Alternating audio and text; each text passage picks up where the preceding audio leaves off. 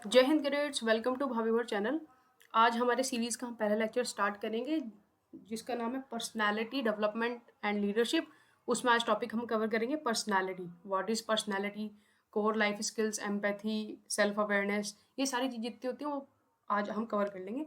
And आप बिल्कुल relax होकर कहीं पे एक जगह बैठ जाओ, पूरा कंसंट्रेट होकर लेक्चर देखो। ज़्यादा बड़ा लेक्चर नहीं होगा, छोटे छोटे पार्ट्स में मैंने इसको डिवाइड किया है।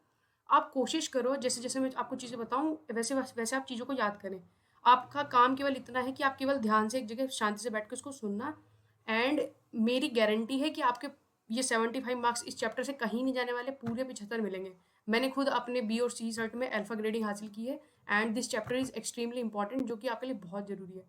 ठीक है, तो इसमें से कौन से क्वेश्चन आते हैं, कैसे बनते हैं, वो सब मैंने रटवा देना है, उसकी चिंता आप बिल्कुल नहीं करनी। बस चुपचाप बैठ के इस वीडियो को देखना है। ठीक है, देखो सबसे पहले सवाल बहुत सिंपल सा, एक दो नंबर का आ जाता है कि व्हाट इज पर्सनैलिटी। पर्सनैलिटी होता क्या है? तो personality refers to individual differences in characteristic pattern of their thinking, behaving, thinking, feeling and behaving. मतलब क्या हुआ उसका कहने का कि पर्सनैलिटी क्या होता है? किसी भी इंसान का एक एक कैरेक्टर, उसकी उसके पैटर्न, उसके सोचने का, फील करने का और बिहेव करने का तरीका। ये बहुत मोटा मोटा डेफिनेशन है पर्सनालिटी का। क्लियर हुआ ये चीज़? उसके सोचने का, फील करने का, बिहेव करने का जो तरीका होता है, हम उसको बोलते हैं personality. The way he talks, the way he walks, the way he handle things, these all things comes under personality. ठीक है, अब इसमें एक डेफिनेशन और दे रखी है लाइफ स्किल्स की। क्योंकि पर्सनालिटी, किसी भी इंसान को अगर अपनी पर्सनालिटी इंप्रूव करनी है, एनहेंस करनी है, तो उसको अपने स्किल्स इंप्रूव करने होते हैं। ठीक है, स्किल्स क्या होते हैं? देखो, स्किल्स की WHO ने डेफिनेशन दी है। What is life skills? Skills are the abilities, skills होते हैं abilities for adopting positive behavior that enable individual to deal effectively with demands and challenges of everyday life। अब क्या मतलब हुआ इसका? देखो, ये डेफिनेशन आपको याद कैसे होंगे? आप दो तीन बार रीड करोगे अपने आप से याद हो जाएंगी। हालांकि डेफिनेशन इतनी इंपॉर्टेंट नहीं है। जो इंपॉर्टेंट चीज़ें वो ये है, जैसे कि पॉइंट वाला ना 10 कोर लाइफ स्किल, ये मैंने आपको याद करवा ही देना है, तो आपको उसकी टेंशन लेने की जरूरत ही नहीं है। ठीक है ना? तो लाइफ स्किल का मतलब क्या हुआ, एक बार को देख लेते हैं कि ये है एक पॉजिटिव बिहेवियर एक इंडिविजुअल का, किस चीज़ को करने के लिए, डील करने के लिए इफेक्टिवली अपने जो चैलेंजेस होते हैं लाइफ के, एवरीडे लाइफ के, उसको। लाइफ स्किल्स क्या होते हैं? एक पॉजिटिव बिहेवियर का सेट होता है। लाइफ स्किल क्या होता है? एक पॉजिटिव बिहेवियर का सेट होता है।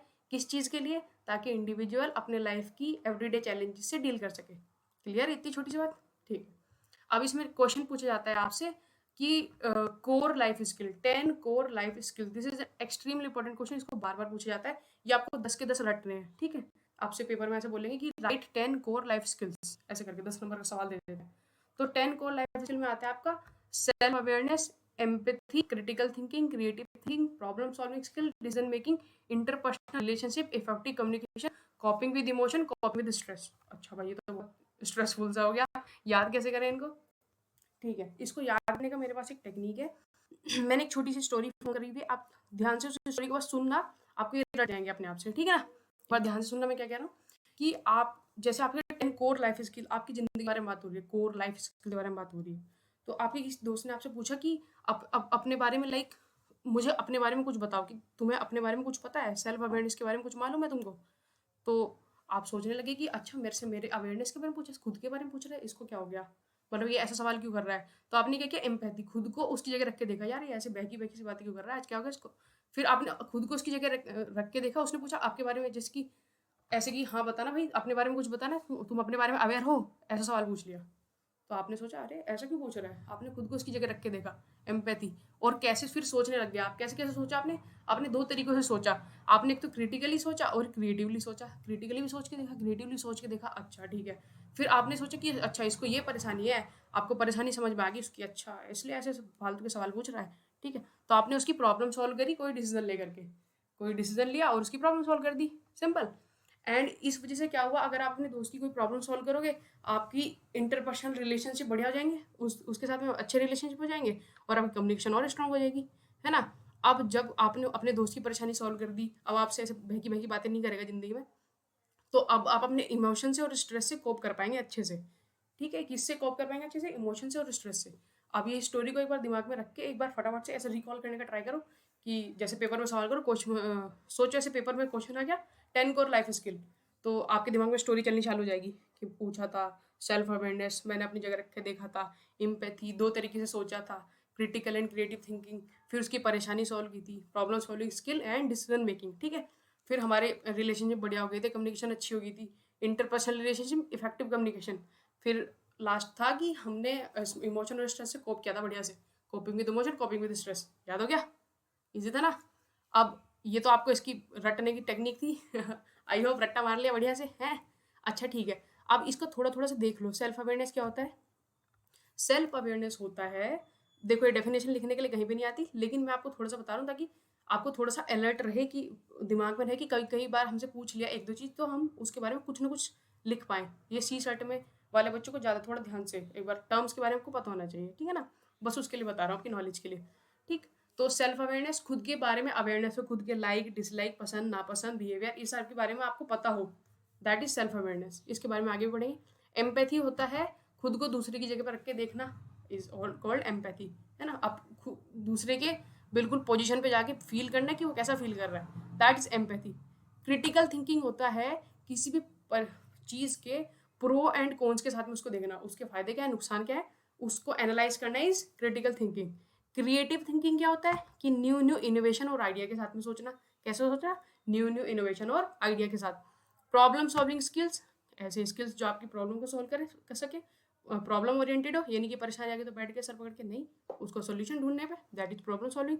डिसीजन मेकिंग, आपको फैसले लेने आते हो कि अच्छे से बिल्कुल एनालाइज करके ठीक तरीके से आप राइट डिसीजन ले, बहुत सारे चॉइसेस के बीच में से अच्छा अप्रोप्रिएट चूज कर ले, ठीक है। इंटरपर्सनल रिलेशनशिप, आपकी रिलेशनशिप आपके फैमिली मेम्बर्स एंड फ्रेंड्स सबके साथ में पॉजिटिव है, ऐसा नहीं कि हमारी लड़ाई वड़ाई उपजती रहती है हर वक्त, नहीं, अच्छी हो। और इसके लिए सबसे इंपॉर्टेंट क्या होता है, इफेक्टिव कम्युनिकेशन, आप अपनी बात को अच्छे से कम्युनिकेट कर पाए दूसरों से, ठीक है। फिर कॉपिंग विद इमोशंस, अपने इमोशंस को कैसे कॉप करना है, इसका पूरा टॉपिक है नीचे। और कॉपिंग with stress, stress management technique, एक पूरा टॉपिक है नीचे, आप नीचे पढ़ेंगे इसके बारे में बहुत अच्छे से डिटेल में इसी चैप्टर में, ठीक है ना। ये 10 कोर लाइफ स्किल क्लियर हो गए बिल्कुल बढ़िया से, उम्मीद करता हूँ बिल्कुल अच्छे से क्लियर हो गए। आगे देखिए, फैक्टर्स इन्फ्लुएंसिंग और शेपिंग पर्सनालिटी। अब इसका मतलब क्या होता है, देखो अभी हमने ऊपर देखा पर्सनालिटी, इंसान का फील कैसे कर रहा है, बिहेव कैसे करता है ना, एक्ट कैसे कर रहा है, वो सब उसका पर्सनालिटी हो गया, ठीक है। अब ये पर्सनालिटी किसी तरीके से तो बनती होगी, है ना। तो ये है फैक्टर्स इन्फ्लुएंसिंग और शेपिंग द पर्सनालिटी, मतलब वो क्या क्या कारण है, वो क्या क्या कारण है जिसकी वजह से हमारी पर्सनैलिटी बनती है। इसको आप ऐसे बोल सकते हैं कि आप आज जैसे हैं वैसे किन कारणों की वजह से हैं, है ना। तो कुछ कारण होते हैं दैट आर फैक्टर्स जो इन्फ्लुएंस करते हैं या शेप करते हैं हमारी पर्सनैलिटी को, क्लियर हुआ। अब क्या क्या कारण है, इसमें से 4-5 आप याद रख लेना, 4-5 आते हैं खाली, ठीक है ना। ये भी इंपॉर्टेंट है, 5 नंबर का क्वेश्चन इसमें से पूछ लेते हैं, ये 5 मार्कर में आता है, एंड ये वाला तो आपका 10 मार्कर है ही, बहुत इंपॉर्टेंट, इसको आप याद कर लेना, ठीक है ना। 10 लिखा, 0 लिखा, ये 10 है भाई, ये 5 मार्कर वाला है, ठीक है। इसमें देखो क्या क्या होता है, हमारी पर्सनैलिटी कैसे कैसे शेप की हुई है। सबसे पहले होता है हेरिडिटी। हेरिडिटी इज लाइक कि आपकी हाइट कैसी है, आप दिखने में कैसे, ये आपके पेरेंट्स वजह डिसाइड होता है। फिर होता है सेल्फ डेवलपमेंट। सेल्फ डेवलपमेंट होता है कि आपकी अपब्रिंगिंग कैसे की गई है, आपने खुद को कैसे डेवलप किया है, ठीक है, दैट इज सेल्फ डेवलपमेंट में आता है। या कोई जैसे सपोज करो, इसका बहुत छोटा सा एग्जांपल कि 2 कैडेट है, एक कैडेट बहुत सारी बुक्स रीड करता है, एक कैडेट बुक्स रीडिंग नहीं करता। तो जो रीड करता होगा, सिंपल सी बात है, उसकी पर्सनैलिटी डेवलप होती जा रही होगी खुद से, सेल्फ से, क्योंकि वो खुद से वर्क कर रहा है, ठीक है कि नहीं। अगला है इन्वायरमेंट, कैसे माहौल में आप रह रहे हैं, है ना, कैसा कॉलेज है आपका, कैसा स्कूल है, कैसी लोकेलिटी है, उसकी वजह से आपकी वो पर्सनैलिटी बहुत इन्फ्लुएंस होती है, ठीक है। अगला है एजुकेशन, आप किस तरह से पढ़ाई कर रहे हो, अच्छे से पढ़ रहे हो या मतलब क्या, किस तरह की नॉलेज आपको मिल रही है, किस स्ट्रीम की नॉलेज आपको मिल रही है, उससे आपकी पर्सनैलिटी इफेक्ट करेगी, है ना। इसमें जैसे आप सपोज करो कोई साइंटिस्ट देखते हो या कोई ऑथर देखते हो, सबकी दोनों की पर्सनैलिटी अलग होती है ना, वो इसी वजह से होता है क्योंकि उनकी एजुकेशन डिफरेंट होती है। अगला है लाइफ सिचुएशन, आपकी लाइफ में कैसी कैसी सिचुएशन है, उसकी वजह से पर्सनैलिटी डिफर कर जाएगी। आपके पास्ट के एक्सपीरियंस की वजह से, आपके ड्रीम्स और एम्बिशंस की वजह से आपकी पर्सनैलिटी अलग होगी। अगर कोई इंसान ओरिएंट कर रहा होगा एक आईपीएस ऑफिसर बनने के तौर पे, तो उसकी पर्सनैलिटी अलग होगी, बजाय इसके जो कोई बैंक क्लरिकल की प्रिपरेशन कर रहा होगा उसकी पर्सनैलिटी डिफरेंट होगी, अलग अलग वैरायटी। या कोई आर्मी ऑफिसर होगा उसकी अलग होगी, ठीक है ना। सेल्फ इमेज, ये बहुत इंपॉर्टेंट है, आप खुद को कैसे देखते हैं, उसकी वजह से आपकी पर्सनैलिटी बहुत इन्फ्लुएंस होती है। आप अपने आप को कैसे देखते हैं, कैसे फील करते हैं, कैसे ऑब्जर्व करते हैं, that influence your personality a lot. Values, आप क्या क्या वैल्यूज कैरी करते हैं, जैसे आप कभी झूठ नहीं बोलते, है ना, ये वैल्यू है आपकी।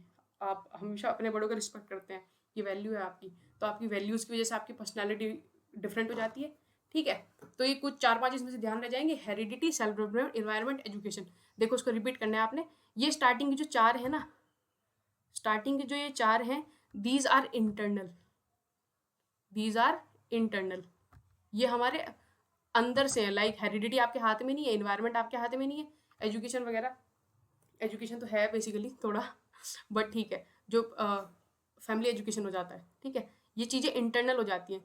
ये सारी चीज़ें मतलब ये आपके कंट्रोल में, ये वाली बिल्कुल आपके कंट्रोल में है ही नहीं, ये एक्सटर्नल होती हैं। आपके ड्रीम एम्बिशन या सेल्फ इमेज आपकी, या लाइफ सिचुएशन, पास्ट एक्सपीरियंस, ये कंट्रोल में नहीं होता इंसान के, है ना। कैसे उसके साथ एक्सपीरियंस हो रहे हैं, कैसे उसके ड्रीम शेप हो गए, है ना, वो खुद को कैसे देखता है अनकॉन्शियसली, या आपके वैल्यू सिस्टम आपकी फैमिली की वजह से बिल्ड हो जाती है, ये एक्सटर्नल होते हैं। ये सारी चीज़ें इंटरनल होती हैं। ये आपको समझ में आ गया थोड़ा सा? बोले कभी कभी हल्का सा बाइफरकेट कर देते हैं, अदरवाइज इतना इंपॉर्टेंट नहीं है। बाकी इनमें से कोई भी आप 5-6 याद रख लेना। इसको कैसे याद करेंगे? बार बार से रिपीट करके, वही अपना सेम पुराना तरीका। Heredity, self development, environment, education. देखो उसको 4 बार बोलो, याद हो जाएगा। Heredity, self development, environment, education. मेरे साथ में रिपीट करो। अगला है life situation, past experience, dream ambition, self image. Life experience, past image, past experience, dreams and ambition, self image, values. ठीक है, ये हुआ, क्लियर हो गया इतना? ठीक है, ये 2 चीज़ें आपको याद हुई आज की वीडियो की। 10 कोर लाइफ स्किल याद हुई आपको? 10 कोर लाइफ स्किल एक बार स्टोरी रिकॉल करके इनको सोचने का ट्राई करना, ठीक है। मैं इनको आपको मल्टीपल बार रिवाइज करवा देना है, मैंने आपको रट जाएंगी चीज़ें, ठीक है। जैसे अगली वीडियो जो बनेगी उसमें इस चीज़ को दोबारा रिवाइज करा के नेक्स्ट टॉपिक पढ़ाऊंगा, फिर अगली वीडियो में नेक्स्ट टॉपिक रिवाइज करा के पढ़ाऊंगा, ऐसे। तो आपको चीज़ें जो है ना वो रट जाएंगी, उस चीज़ की आप टेंशन मत लो। ये 2 टॉपिक आज मैंने कवर करवाए छोटे छोटे से। अगली वीडियो में देखो हम ये करवाएंगे सेल्फ अवेयरनेस का। आपसे डेफिनेशन पूछते कई बार, कितने टाइप की सेल्फ अवेयरनेस होती है वो पूछ लेते हैं। एम्पैथी क्या होती है ना। फिर एक क्रिएटिव पर्सन के कैरेक्टरिस्टिक्स पूछ लेते हैं। ये नेक्स्ट वीडियो में कवर करेंगे, ठीक है। आज की वीडियो में इतना ही। उम्मीद करता हूँ ये टॉपिक आपको याद हो गए होंगे। मिलेंगे नेक्स्ट वीडियो में, तब तक के लिए जय हिंद।